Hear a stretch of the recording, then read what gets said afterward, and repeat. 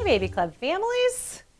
So we have talked about a lot of learning at home within your daily routines, like dressing and bath time and bedtime and all the day-to-day stuff in your household.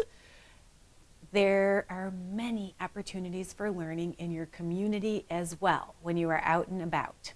So we may not always have opportunities to be out and about, especially with very young infants. It can feel kind of isolating to be at home. In our current times, there's less opportunities to be out and about because of health and safety restrictions. However, we can use lots of different opportunities when we're out and about for learning. We can create them, and some of them will just be things we have to do. And some of this will change over time as we get healthier in our communities and can do more in-person things.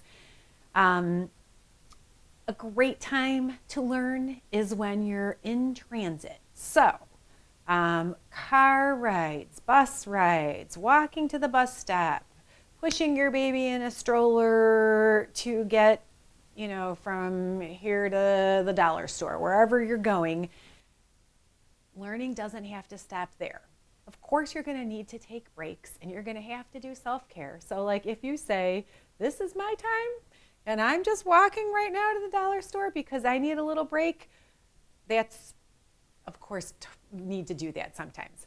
But if you're up to it, use that as a learning time. And I tell my families of older kids, you can kind of say to yourself, when I'm in the grocery store, I'm going to hit it really hard. And then later, if I just need to take a little rest, I'm going to do that. But as long as you're conscious of it, you're going to create opportunities. So when you're on the bus, when you're in the car, there's lots of songs you can sing. I used to do a lot of nursery rhymes and singing in the car because it was something I could do while I was driving. Obviously, I couldn't read a book or play back and forth with toys. But those were fun. To be honest, it helped the car ride go more smoothly. And when I was doing that, my kids were less likely to cry, fuss, or later when you have more than one. Everybody who has more than one is going to laugh at this, fight. So Wheels on the Bus is a great song to sing with the babies, and you can adapt it. The wheels on our car go round and round.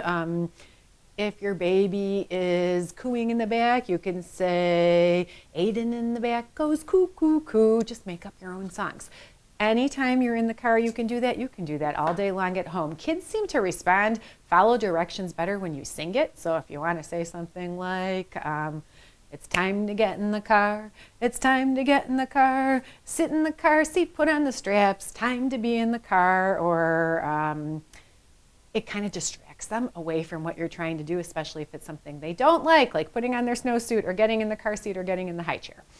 So that's a good trick. Teachers use it all the time in preschool and kindergarten. You can use it too. Remember, every time you give them a new experience, it's like burning a new CD in their brain. So some of those can be experiences you seek out. And there's lots of things you can do that are not very expensive, that are free or close to free. The zoo for Cuyahoga residents on Mondays, if you have identification, is free. The art museum is free, and they have a children's section. Now things are going to change with the time in terms of how much can be interactive and how much we can touch, but there's still things you can see and point out. Walks around your block or walks in the metro parks are free, and there's so much for kids to learn about in nature, and it's so exciting for them, and they have vitamin D and fresh air is good for them.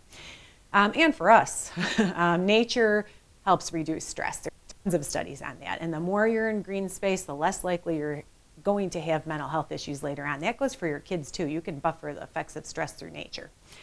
You can go pick some apples. You can come to the library. You can, go seek out a corn maze or find other things that are free or close to free in your community to do.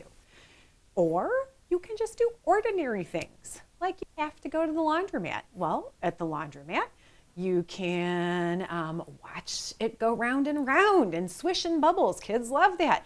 When you take the stuff out, you can fold it with your child and you can talk about what you're doing. You can sort socks. I've got the red sock. I've got the red sock. Same, they match. Banks, restaurants, all those things. I used to keep my kids busy by stacking those little jellies, which is great visual motor, by the way. The other thing you can do is use what you love. So if you are a dad and you love to fix cars, you can have your baby propped up next to you in a little infant seat and talk about what you're doing. I've had a heck of a lot of kindergartners that know a ton about cars, more than I do, because they've had that experience. Any experience you give to your child will build their brain. And also, if you speak a different language, any language will build your child's brain. The brain doesn't discriminate. The brain loves words.